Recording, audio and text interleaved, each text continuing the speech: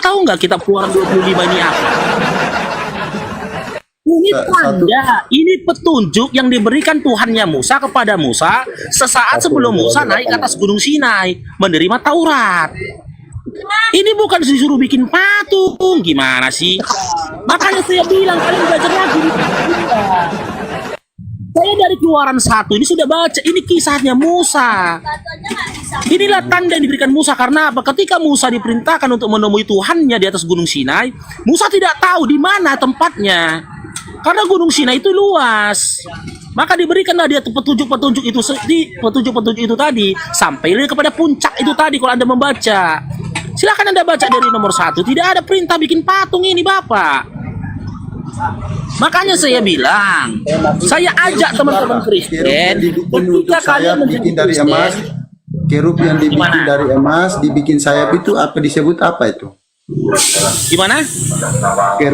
Kerub yang dibikin sayapnya, dibikin bentuk dari emas, itu dipahat dari emas, itu disebut apa? Bapak, kerub yang dimaksud ini bukan membuat patung. Ini bukan Apa, membuat Kir? patung. Itu disuruh Ini, dibikin. ini saya tunjuk kepada Anda ya. Ini ya. Ini. Kita mulai dari nomor 1 ini. Ini dari nomor 1, Keluaran 25 ini. Kita lihat ya. Nih. Saya udah berkali-kali baca Bible bertahun-tahun, Bapak. Maaf cakap ya, sampai muak saya baca Bible ini. Saya muak udah baca Bible ini sebenarnya. Saya nggak percaya. Islam saya nggak pernah lagi baca Bible. Nih. Saya nggak Nih, percaya. benar nggak saya katakan tadi ini. Ini benar nggak saya katakan tadi? Kalau saya nggak pernah baca ini, saya nggak akan tahu ayat sebelumnya bercerita apa ini. Sama nih. Petunjuk untuk mendirikan kemah suci mengenai persembahan khusus. Berfirmanlah Tuhan ini kepada Musa. Ini mulai petunjuknya nih.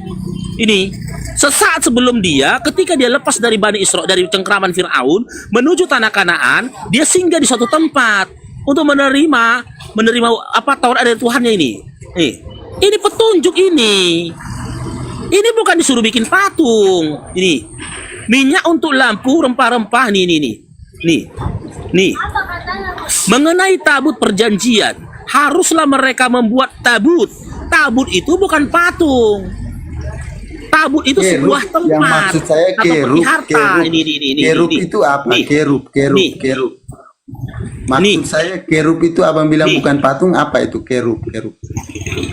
Ini mengenai meja roti sajian ini. Nah, dari sini ya, 25-23 ya. Lalu haruslah engkau membuat meja. Dengar dulu. Lalu haruslah engkau membuat meja dari kayu penaga, 2 hasta panjangnya, hasta lebarnya, dan 1,5 hasta tingginya. Haruslah engkau menyalutkan dengan emas murni. Ini buat meja. Tengok ini, Pak. Kerub yang maksud Bukan saya buat patung. kerub itu bentuknya seperti apa? Kerub. Kerub itu, Pak, dengar dulu Bapak Julio. Apa itu Kerub kerub? itu sisi ujung dari meja itu tadi. Inilah korelasinya ini sama di dalam Keluaran 29. Di mana persembahan itu dimulai ketika mereka itu mendapatkan pengampunan dosa. Di Keluaran 14 29. Untuk melakukan pembakaran, korban pembakaran lembu jantan. Nanti ada dagingnya yang dibakar di bawah mezbah. Ini bikin mezbah nanti ini di atas mezbah dan di luar perkemahan. Itulah korban bakaran untuk mendapatkan pengampunan dosa. Ini ujung-ujung dari mezbah itu tadi. Meja itu kalau di zaman dulu disebut mezbah. Nih, ujung-ujung dari mezbah itulah yang dikatakan kerub ini itu tadi. Bukan membuat patung. Ini. Nih. Tidak ada di sini buat patung. Mana mungkin Musa diperintahkan bikin patung, apalagi kitab Keluaran ini bagian dari tanah.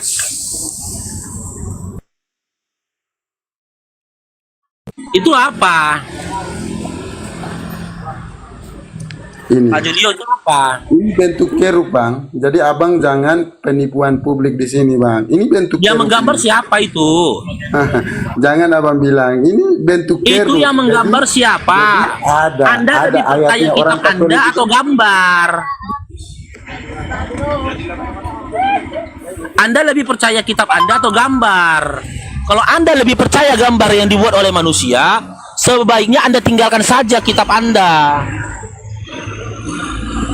Pasti orang Katolik itu menyusun sesuatu pasti ada dasarnya. Tidak ada dasarnya. Oke, kalau begitu, jika ada dasarnya, tunjukkan dasarnya. Si penggambar, kita Makanya gunakan tadi saya disiplin tanya, ilmu memahaminya. abang coba jelaskan gini. Makanya tadi saya tanya, abang coba jelaskan bentuk kerub itu seperti apa. Abang tidak bisa jelaskan. Itu masalahnya. Minta maaf ya, saya turun dengan Bang Faruk. Makasih. Nih ya, nih saya tunjukkan lagi ayatnya ya. Dari ayatnya ini kita paham, bisa paham. Ini bukan mengenai tentang pembuatan patung ini teman ya. Loh, mana orangnya? Bentar tuh Bang, Mana bentar. dia? Bentar tuh tulang. Hah? Bentar katanya, bentar.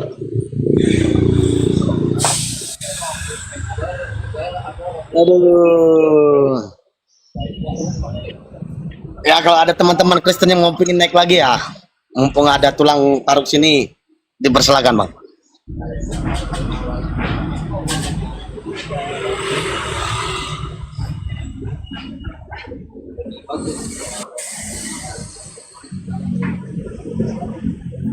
Multi aja, multi. Jangankan teman-teman Kristen ya, orang Yahudi setelah Musa saja,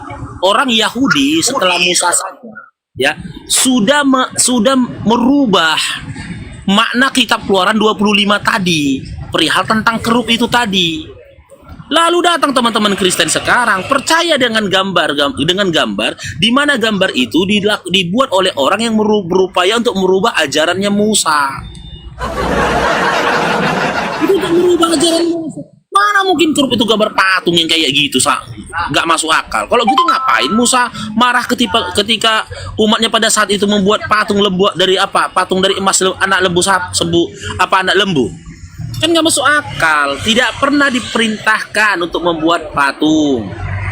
Itu kalau difahami, pembuatan meja mesbah itu tadi itu berupa aksesoris pahatan yang dilakukan pada saat itu. Karena apa?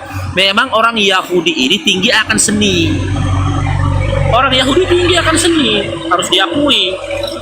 Makanya mereka itu kalau perihal membuat patung itu luar biasa. Tapi kitab Keluaran itu bukan berbicara memerintahkan untuk membuat patung. Kalau diperintahkan buat patung, kontradiksi lah dengan kitab Keluaran 20. Nggak boleh. Sampai detik ini aja orang Yahudi sampai detik ini, makanya mereka kalau dikatakan kalian pilih mana, kalian ibadah di gereja atau di masjid, mereka pilih di masjid. Karena apa? Pantang bagi mereka. Yahudi itu dengan aturannya sangat fanatik dia. Pantang bagi mereka ada patung. Gak boleh. Pernah lagi dengar teman-teman dengar nggak orang Yahudi ketika naik pesawat? Orang Yahudi itu ketika naik pesawat, badannya ini dilapisi semua plastik. Badannya ini rabi-rabi Yahudi atau orang Yahudi fanatik itu, kalau dia naik pesawat, badannya dililitnya semua dengan plastik. Kalau di kita itu menjaga wudhu, bagi mereka itu menjaga kesucian. Karena apa? Mereka yakini dan percaya ketika pesawat itu terbang, dia melintasi kuburan. Gak boleh, Yahudi melintasi kuburan aja gak boleh. Gak boleh. Kesucian mereka itu akan ternodai. Kan berapa pernah viral itu seorang Yahudi diusir dari pesawat karena dia berupaya melilit dirinya dengan plastik. Nanti dia bisa meninggal dunia di atas pesawat. Dia nggak mau, jadi keluar. Gitu loh. Ada juga yang tidak se-ekstrim itu. Gak masalah bagi mereka untuk naik pesawat, melintasi kuburan, selama mereka tidak berniat atau tidak punya keinginan mendatangi kuburan. Sedangkan aturan-aturan yang seperti itu saja, yang merupakan bahagian dari syariat mereka, mereka pegang teguh. Taklah mungkin mereka mau bikin patung, mereka aja pun nggak mau beribadah di dalam gereja karena di dalam gereja itu banyak patung. Yahudi ini dikatakan pembangkang, bukan sesat, teman-teman. Di dalam surah Al-Fatihah ayat terakhir, Yahudi ini dikatakan pembangkang, dia bukan sesat. Kenapa dia pembangkang? Kalau turun perintah kepada mereka, mereka ditanya. Mereka tuh nanya kenapa. Misal Musa memerintahkan mereka sesuatu, mereka bertanya kenapa Musa? Musa memerintahkan kepada mereka untuk beribadah. Kenapa Musa? Mereka kenapa? Itu pembangkangnya mereka. Begitu juga seperti tertulis dalam surah Al-Baqarah tentang penyembelihan sapi itu tadi untuk mengetahui siapa pembunuh dari kepala suku itu tadi. Sapi yang kayak mana kami bunuh? Sapi jantan, sapi Untuk pindah ikut mana? Warna apa? Warna kuning kemas-emasan. Kuning kemas-emasan itu jelaskan lagi kepada kami. Yang nggak pernah ditunggangi dan nggak pernah melahirkan. Jelaskan lagi kepada kami. Banyak kali pertanyaannya, Mak. Terakhir mereka kesusahan. Kalau Oten dinyatakan sesat. Karena apa? Karena mereka berpaling dari menyembah kepada Tuhan yang satu. Mereka menghadiri Tuhan-Tuhan yang lain. Bani Israel Yahudi itu kalau ditanya siapa Tuhanmu? Apa yang disembah oleh Musa itulah Tuhan kami. Mereka percaya Tuhan yang dibawa oleh Musa, Tuhan yang diperkenalkan oleh Musa itu adalah Tuhan mereka. Mereka gak menghadirkan Tuhan-Tuhan yang lain, meskipun ada bahagian dari Yahudi, karena Yahudi ini banyak teman-teman ya. Suku Yahudi ini banyak. Ada dari mereka itu dari apa? Yahudi Farisi, Arab pun ada Yahudi, gitu loh. Banyak mereka. Tapi orang-orang Lewi, nah, yang fanatik dan ekstremis ini rata-rata Lewi. Anak keturunannya Musa dari sukunya Lewi. Ini yang ekstremis. Kalau yang lain itu tidak, gitu loh. Jadi begitu teman-teman ya, buat saudara Kristen. Jangan kalian pandang iman kami dengan kacamata kebencian. Kalau kau pandang dengan kacamata kebencian, seperti apapun kami menjelaskan, yang sampai kepadamu itu hanya kebencian. Dan kau akan mengkonter dengan kebencian. Karena apa? Kamu membalas argumentasiku tanpa dasar, tanpa dalil dan tanpa ilmu. Begitu loh. Kita berbicara tentang Bible kalian, tentang iman kalian. Kami ajak kalian kembali kepada kitab yang kalian imani. Bukan kami minta kalian untuk belajar Quran, tidak. Baca Biblemu. Gitu loh. Pahami Biblemu. Makanya berkali-kali saya katakan, mustahil ada manusia atau teman Kristen dia baca Bible dari Kejadian sampai Wahyu, setelah dia baca dia masih Kristen. Itu mustahil. Nih taruhannya nih. Nah, jumpakan sama saya, temui sama saya seorang Kristen yang mengatakan dirinya pernah baca Bible sampai selesai dari Kejadian sampai Wahyu. Temui sama saya. Dan dia masih dalam Kristen. Temui sama saya. Saya lebih senang diskusi sama dia. Nggak perlu waktu lama, 5 menit langsung ketahuan dia berbohong. Karena apa?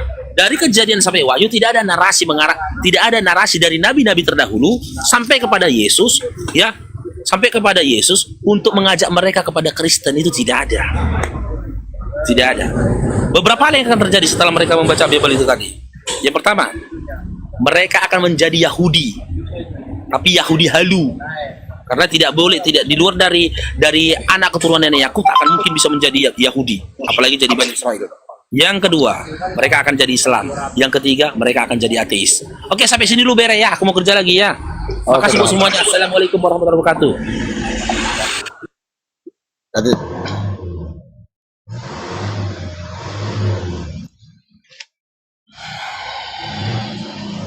Jadi itulah teman-teman ya. Tadi ada yang taping, ini yang dua ini mirip, abang adik, bukan teman-teman. Alah. Yaitu tulang aku, dikatakan tulang itu adik atau abang mama aku. Gitu. Jadi dia itu termasuk seorang, kalau dikatakan di Kristen tuh Pak Gembala bagi aku, yang ngajarin aku selalu, dia tuh nggak pernah apa ya, malas dalam ngajarin aku. Nah, orang yang paling pertama tuh dialah orangnya yang mau ngasih pendapat dalam arti ngajarin aku dalam hal seperti ini gitu loh. Bukan abang ade, aduh.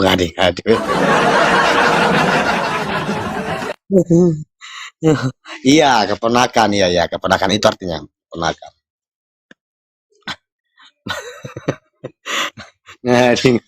Aduh, aku lucu-lucu aja tadi senyum itu. Ya, lihat tepian temen nih, ada yang bilang mirip abang adik, ada macem-macem lah. Aduh. Iya, banyak sih mengatakan kami itu mirip katanya kan ya. Cuman bukan abang adik ya, dia itu paman aku. Kalau dikatakan ilmu keagamaan dan kekristenan masih kalah jauh. Ustadz kita yaitu Ustadz Yusuf daripada tulang ini. Tulang ini kan mantan daripada Kristen. Dia paham betul itu dengan kitab. Ya, dia itu tegas. Makanya kalau di room dia itu nggak ada yang berani naik tuh. Lawan dia debat, nggak ada yang berani. Nah, tapi Bang Yusuf kan masih banyak berani karena apa? Bang Yusuf orangnya masih ada per gitu. Jadi kalau tulang paruk nih nggak ada kayak gitu. Asal hantam aja deh. Yang penting kalau yang dia merasa bersalah ya digasnya terus gitu loh.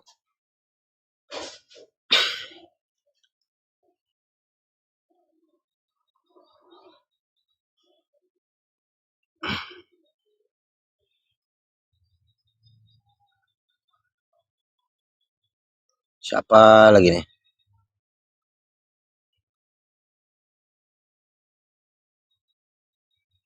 Bentar teman-teman ya.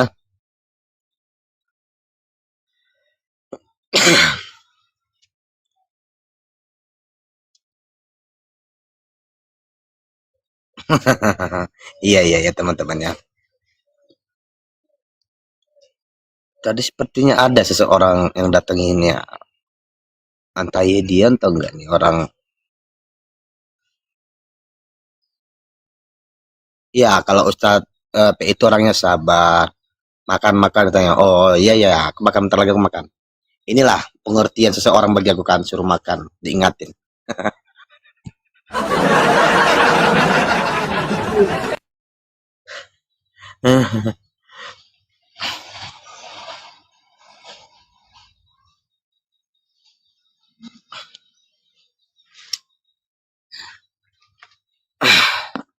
Jadi itu aja teman-temannya. Kalau tadi kan udah saya bilang sama Bang Julio di sini room persahabatan, jangan bahas-bahas agama, dipancing terus. Nah, yang ujung-ujungnya datanglah dia kan itu.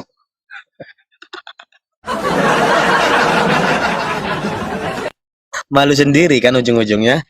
Aduh. Udah saya bilang mulai tadi, jangan diterusin. Minro putih siapa ya, boleh naik.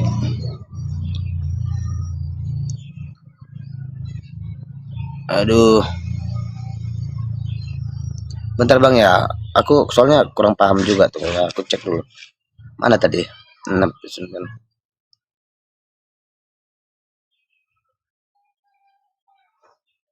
nggak ada, dari multi aja Bang, nggak ngerti aku cara naiknya Bang.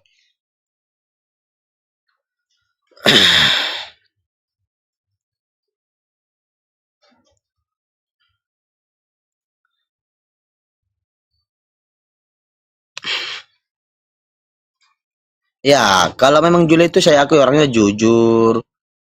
Dia itu nggak mau apa pimplan, orangnya itu memang saya akui.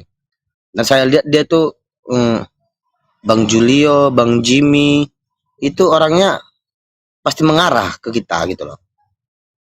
Saya sering ikutin dia, saya coba perhatiin apalagi Bang Jimmy, ya kan?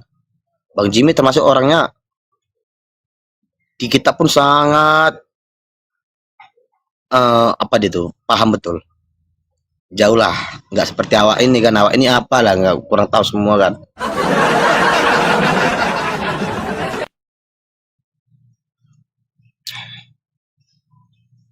Iya.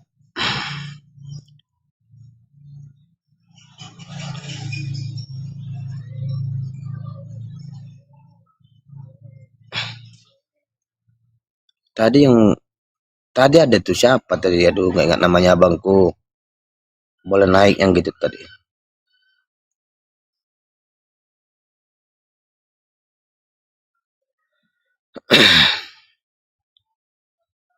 Ya teman-teman ya, aduh bisa naik sendiri Bang. Assalamualaikum Bang Kolong. Kalau wabarakatuh. Bisa naik sendiri Bang, aku nggak megang HP loh. Iya tadi kan multi. Oh, ada MDA aku di sini ternyata. Moderator aku ada nih.